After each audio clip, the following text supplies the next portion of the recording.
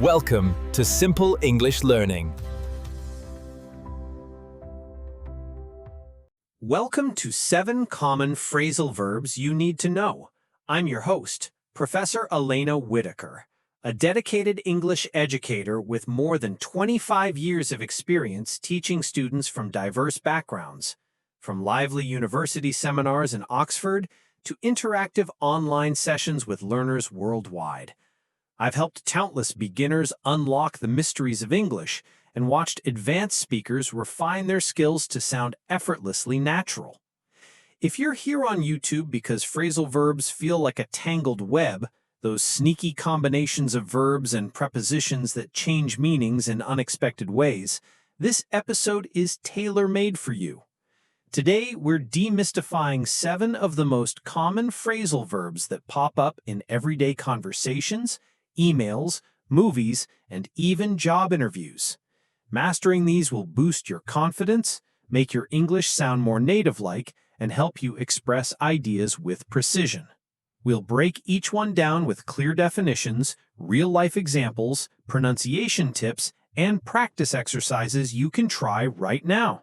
By the end, you'll have a toolkit to incorporate them seamlessly into your speaking and writing. Grab a notebook, pause the video if needed, and let's dive in. Remember, learning phrasal verbs is like building muscle. Consistent practice is key. Let's get started. Before we jump into the list, let's quickly recap what phrasal verbs are and why they're essential. Phrasal verbs are idiomatic expressions formed by a verb plus one or more particles, like up, on, off, or in. The particle often alters the verb's meaning completely. For instance, look means to see with your eyes, but look after means to take care of someone. They're tricky for non-natives because they're not always logical, and they're everywhere in spoken English. Over 10,000 exist. But don't worry, focusing on high-frequency ones like these 7 will cover about 80% of daily usage according to linguistic studies from the Cambridge English Corpus. As your teacher, I'll share stories from my students to show how these verbs transformed their communication. We'll cover pronunciation with phonetic guides, multiple meanings where applicable, synonyms to expand your vocab, and quizzes to test yourself. Ready? Let's begin with our first phrasal verb. Number 1, turn on. Pronounced turn on.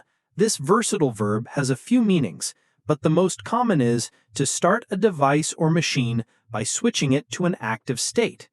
For example, could you turn on the lights? It's getting dark in here. Here, it's literal, activating electricity. But it can also mean to excite or interest someone, like what turns you on about traveling? For me, it's the adventure. In a romantic context, it might imply arousal, but we'll keep it family-friendly. Synonyms include switch on for devices or excite for interests. A student of mine, Sophia from Italy, once mixed it up in a job interview. She said, "I turn on challenges," meaning she gets excited by them, but the interviewer chuckled awkwardly. Lesson learned, context matters. Practice? Fill in the blank. Please blank the TV. My favorite show is starting. Answer? Turn on. Try saying it out loud 3 times, emphasizing the on particle for natural rhythm. Moving to number 2, give up. This is give up, and it primarily means to stop trying or quit something, often a habit or effort. Think of it as surrendering to difficulty. For instance, I gave up smoking last year, and I feel much healthier. It can also mean to sacrifice, like she gave up her seat for the elderly lady on the bus. Synonyms quit, abandon, or surrender. In my classes, I've seen learners confuse it with give in, which means to yield to pressure. A memorable story, Raj from India was preparing for the IELTS and said, "I won't give up my dreams," but he pronounced it as give oop, throwing off his fluency. Tip, stress the up to sound native. Quiz, What's the opposite of give up? Persist or keep going. Exercise. Write a sentence about something you gave up and share it in the comments below. I'll reply to a few. Our third phrasal verb is look forward to. Pronounced look forward to, this expresses anticipation or excitement about a future event. Note that to is a preposition here, so it's followed by a noun or gerund. I'm looking forward to meeting you, or we look forward to hearing from you. It's polite in emails, like ending a business message. Synonyms: anticipate or eagerly await. Avoid common errors like saying look forward for. It's always to. One of my online students, May from China, used it perfectly in her resume cover letter. I look forward to contributing to your team. It landed her the job. Pronunciation tip: blend forward to as forward to for smoothness. Practice. What are you looking forward to this weekend? Say it with rising intonation to show enthusiasm.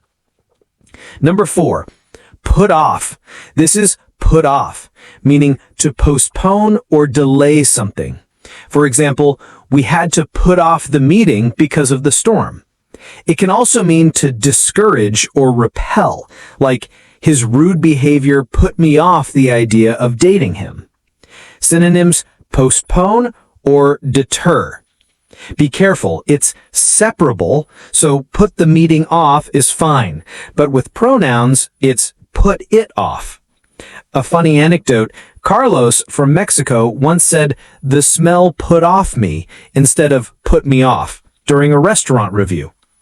We laughed, but it highlighted particle placement. Quiz. Fill in, don't blank your homework, do it now. Answer, put off. Exercise. Think of a time you put off a task and describe it in English and record yourself for fluency practice. Fifth on our list, get along. Pronounced get along, this means to have a good relationship with someone. I get along well with my colleagues. We make a great team. It can also mean to manage or progress. How are you getting along with your studies?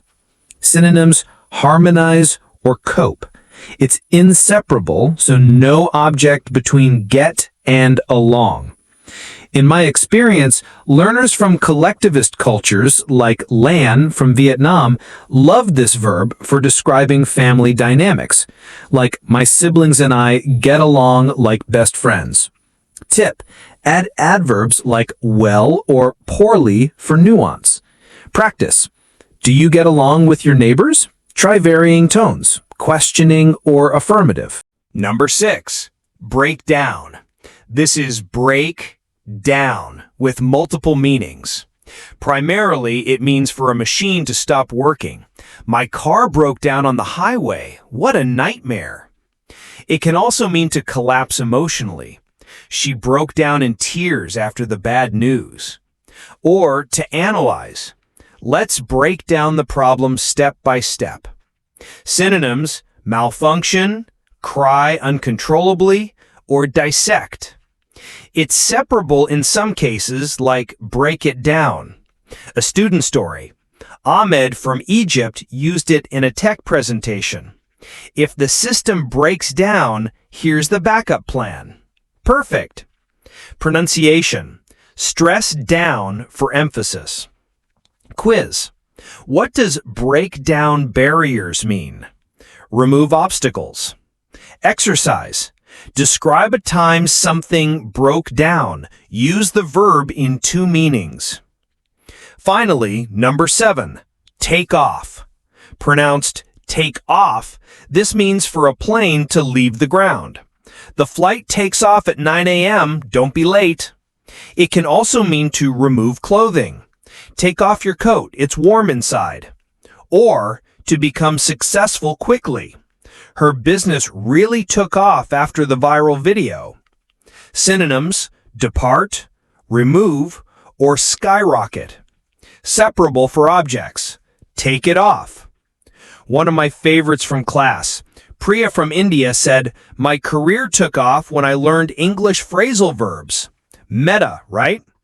Tip: in success contexts, it's informal, great for storytelling. Practice: when does your plane take off? Quiz: fill in. Please blank your shoes before entering. Answer: take off. We've covered our 7. Turn on, give up, look forward to, put off, get along, break down, and take off. These aren't just words, they're keys to unlocking natural English. Recap: phrasal verbs add color and efficiency to your language, but practice is crucial. Incorporate them into daily speech, chat with friends, journal, or role-play scenarios. For YouTube learners, watch English shows like Friends and note phrasal verbs. Pause and shadow them. If you're preparing for exams like TOEFL or IELTS, these appear frequently in listening and speaking sections. To solidify, here's a quick review quiz. 1. What verb means to start a device? Turn on. 2. To quit a habit. Give up. 3. Anticipate. Look forward to. 4. Postpone. Put off. 5. Have a good relationship. Get along. 6. Stop working or cry. Break down. 7. Leave the ground or succeed. Take off. Score yourself and comment your results. In conclusion, phrasal verbs like these 7 are the spice of English. Master them and your fluency soars. Thank you for joining me today. If this helped, like, subscribe, and hit the bell for more English tips. Chat with friends, journal, or role-play scenarios. For YouTube learners, watch English shows like Friends and note phrasal verbs. Pause and shadow them. If you're preparing for exams like TOEFL or IELTS, these appear frequently in listening and speaking sections. In conclusion, phrasal verbs like these 7 are the spice of English. Master them and your fluency soars. Thank you for joining me today. If this helped, like, subscribe, and hit the bell for more English tips. Share a sentence using one of these verbs in the comments. I'll respond. Until next time, keep practicing and speaking boldly.